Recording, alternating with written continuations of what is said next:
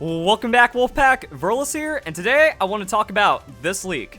Now, the reason why I want to cover this post as opposed to the other posts that go around on 4chan is because if you look at the official Pokemon Sword and Shield reveal, there's a lot of correlations with the information that's given here, and it's either someone being really crazy on theories and speculation, just kind of putting out a fake, or there could actually be something happening with this one. Because one thing I find really interesting about the Pokemon Direct and all the information we got is there's a lot of hints and teases that are intentionally put in plain sight. Like, we have the entire map. We have all kinds of weird things going on, like this, which we'll talk about. You know, there's flags, so it seems like there could be different royal families, there could be different factions. That's where a lot of either the faction theories are coming from, or people are actually coming up with this as a part of a real leak. So as we get into that, it kind of shows there's a lot of interesting things that this does touch upon. So I worked on some of the cutscenes for Pokemon Sword and Shield. All of this is just my interpretation from the cutscenes and talking about how Game Freak is really strict, which, you know, my uncle works at Nintendo as well. He's told me the same things. So the leaked Mon is probably fake, although I can't confirm it.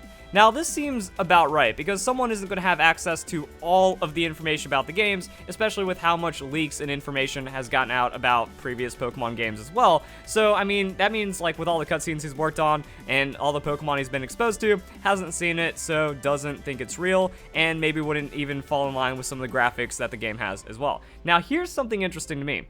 There's two professors, a tidy professional woman, and a crazy-ish old man. Now, if we look at the map, I feel like that kind of explains what's going on here because, you know, we have what seem to be two fairly identical buildings that could each serve as the lab. Like, I'm either looking at one of these being the Pokemon school, I'm guessing this one because it looks more school-like, and then one of these being the professor's lab, but they both have a little battle arena outside, which could be a way of, like, having your first Pokemon fight, either with your rival, either with the professor, and then having some kind of training going on that way. And then there's some kind of different-looking building right here. This could also be the professor lab, maybe. I don't know, but there's something similar shared between here, and I feel like, you know, this would be the tidy old lady, or the tidy lady, and this would be the crazy old man. You know, someone that just has, like, a house out in the woods. It's a bit eclectic or something. So that seems like something that slightly makes sense right there. There are cutscenes for the train rides. I assume it will automatically transport you to your desired location.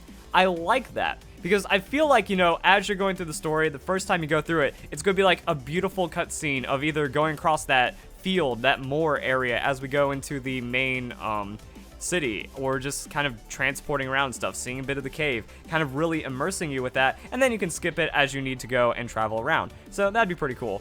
Armor is real. You receive a device to use it somewhere throughout the story.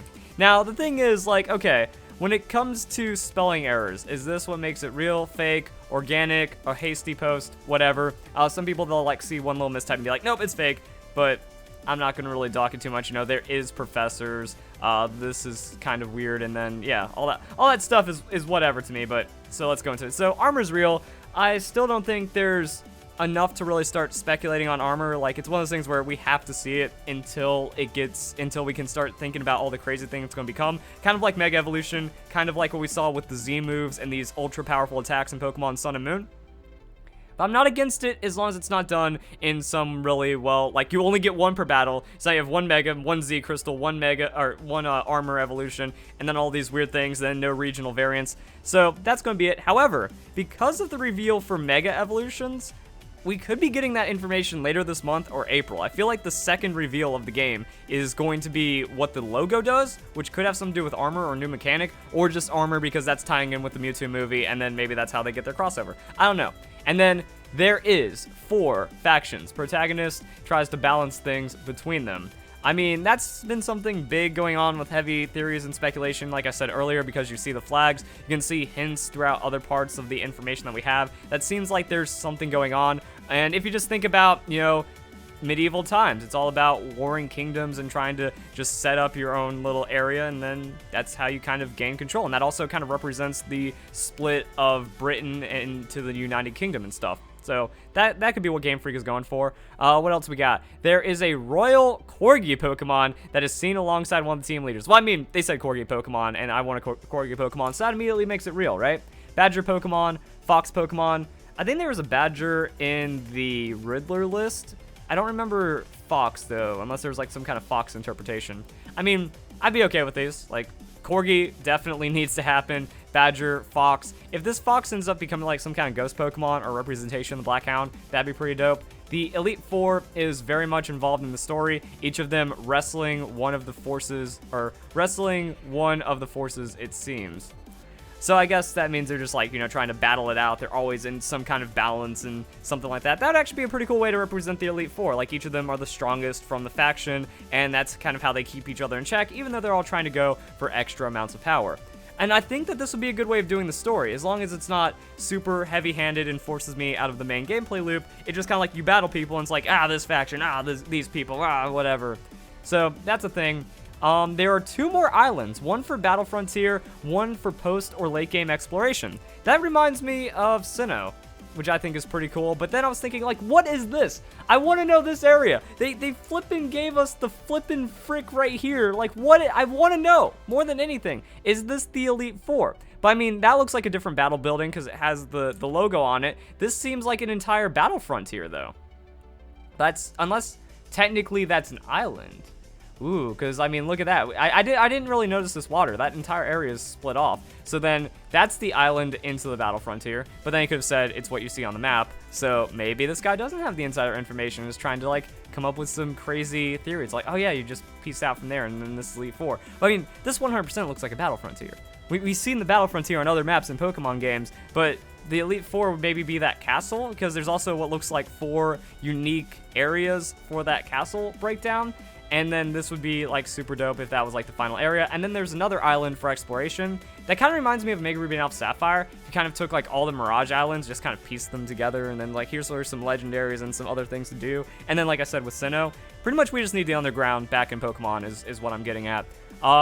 There is a Dragon and Steel Evolution Stone. Player has to choose one of the 2, kind of like fossils in previous games. Okay. I don't like exclusives for not legendary, but I mean like evolution lockouts like that. And it depends on how many you get. I don't know. That seems kind of interesting, but weird.